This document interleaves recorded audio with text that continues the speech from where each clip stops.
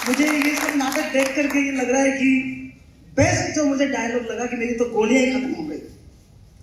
नाटक में तो गोलियां खत्म हो गई होंगी, लेकिन यूक्रेन की गोलियां, रशिया की गोलियां, ईरान की गोलियां हो, चाहे इराक की गोलियां हो, हिंदुस्तान की हो, पाकिस्तान की हो, वो कभी भी खत्म होने वाली नहीं है।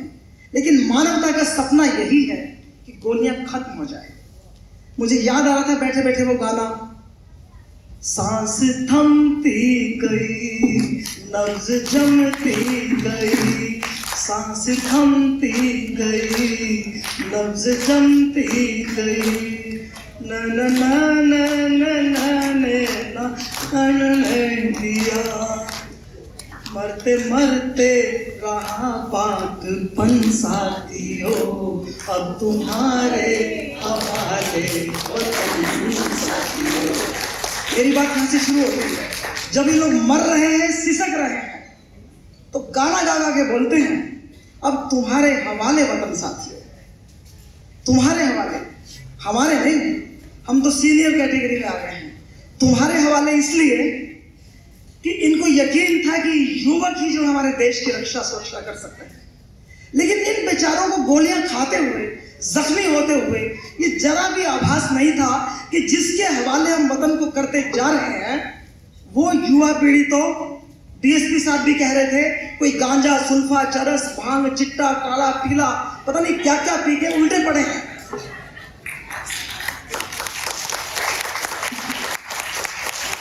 जिस युवा पीढ़ी के सहारे ये बेचारे हमारे सिपाही, सिलहसार, शहीद नौजवान हमारे बॉर्डर्स की रक्षा करते हैं, और जिस युवा पीढ़ी के सहारे वो हवाले करके जाना चाहते हैं, उस देश के नेता तो हवाला में फंसे हुए हैं, वो किसके हवाले करके जा रहे हैं। और जिस नवयुवक पीढ़ी के सहारे, नौजवानों के सहारे ये बेचारे अपने सीने में गोलियां खा खा कर लहूलुहान होकर कि सिर कट गए, लेकिन सिर हिमालय का हमने ना झुकने दिया। ये लोग जो है आप लोगों के सहारे छोड़ के जाते हैं, लेकिन हम लोग क्या करते हैं कि हम तो अपने सिरों को झुकाए बैठे हुए हैं। हमने सिर तानना बंद कर दिया और हमारा सिर झुका हुआ है किस पर? एक 10 इंच के, 6 इंच के, 8 इंच के मोबाइल के ऊपर। और वहां पे क्या आ रहा है? पोर्नोग्राफी की वो गंदगी जो आप बता भी नहीं सकते किसी को कि आप देख क्या रहे हैं। इसीलिए चोर की तरह हम देखते हैं, इसीलिए हम ये देखते हैं कि हमें कोई देखते हुए देख तो नहीं रहा। उस युवा पीढ़ी के सहारे इन बेचारों ने खा खा के गोलियां कर करके अपने जिस्म छलनी आपको देश सौंप दिया है। और अगर आप मेरी बात को कहते हो कि शमीम गलत बोल रही है, हमारी युवा पीढ़ी ऐसी नहीं है, अगर नहीं है तो मेरा सवाल ये है कि गली में अगर कोई ओबरा आदमी आ जाए, कोई अटपटा आदमी आ जाए, कोई अजनबी आ जाए, गली का कुत्ता भी भौंकता है। रात को चोर आ जाएगा, मेरे घर में कभी 3-4 बार सांप आ चुका, कुत्ता रहता है वो भी भौंकता है, ऐसी आवाजें करता है कि पता चल जाता है कि कुछ ना कुछ ओपरी चीज है। कुत्ता भी भौंकता है, गली के सारे कुत्ते भौंकते हैं अगर कोई अजनबी की छाया भी दिखने लग जाए तो। मेरी नौजवान पीढ़ी कैसी है?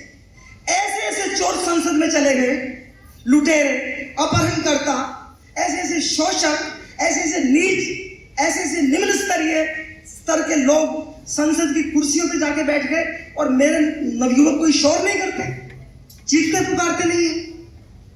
ये कैसी युवा पीढ़ी की हम बात कर रहे हैं?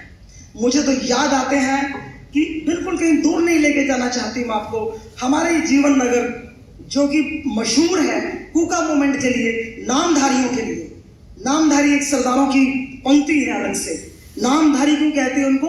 क्योंकि अपने संतों का राम सिंह जी ने शुरू किया था, बहनी साहब नाम पड़ गया, लुधियाना के पास है।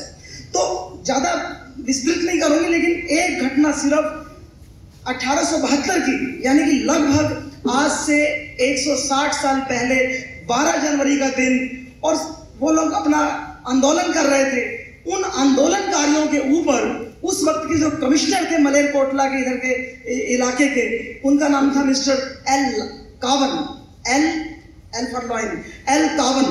उन्होंने उनको पकड़ा, अटैक किया और 66 लोगों को तोप के सामने खड़े होकर के कट कट कट ऐसे उड़ा दिया उनको। देश की आजादी की बात कर रहे थे। अंग्रेजों की खिलाफत की बात कर रहे थे। यहां तक भी मेरा सरोकार नहीं है, हम युवा पीढ़ी से जुड़ना चाहते हैं। उस 66 लोगों के अंदर एक 12 साल का लड़का था, बच्चा किशन सिंह। तो उस कमिश्नर ने उस बच्चे को कहा कि बेटे तू तो छोटा है, तू माफी मांग और जा। क्या कहता है? माफी मांगेगा तेरा प्यो। और उछल के उस बच्चे ने उस 6 फुट 2 इंच के एल कावन जो कमिश्नर थे उनकी दाढ़ी पकड़ ली और छोड़ी नहीं, और तलवार से उस 12 साल के बच्चे का सिर काटा गया था। देखो हमारी हिस्ट्री देखो कितनी कमाल की है। और उन्हीं 66 लोगों में एक वरियाम सिंह भी था, अगर आपको याद हो तो। वरियाम सिंह, कूका मूवमेंट पढ़ के देखना, ऐसे रोंगटे खड़े हो जाएंगे आपके दिमाग। वरियाम सिंह का कद छोटा था। ये तोप है, ये तोप की नाक सामने आ रही है, तो कमिश्नर ने कहा कि वरियाम सिंह तुम जाओ, तुम्हारा कद छोटा है और ये गोला जब इसमें से निकलेगा तो तुम्हारे नहीं लगेगा, तुम छोटे रह जाते हो। वरियाम सिंह गया पास के खेत में, 3 ईंटें लेके आया, खड़ा हो गया, बोला ले हुण चला तू तोप, धर्म दी कोई गल नहीं है। ये वरियाम सिंह की संतान है। तो मेरा कहने का भाव ये है कि अपने धमनियों के खून को पानी मत बनने दो, अपने आप को अलग मिजाज का रखो, अलग तेवर का रखो, भीड़ का अंश मत बनो। कम से कम कोई तो ये कहने वाला हो कि हमारे विद्यापीठ का नौजवान, जो कि लोग कहते भी हैं, बिल्कुल अलग है। जो अनुशासनहीनता, जो अनैतिकता, जो अभद्रता आपको बाहर दूर दराज में कहीं मिलती है, मैंने कभी नहीं देखा कि मेरे विद्यापीठ के अंदर उस तरह की कोई गुस्ताखियां यहां पर देखने में आती है।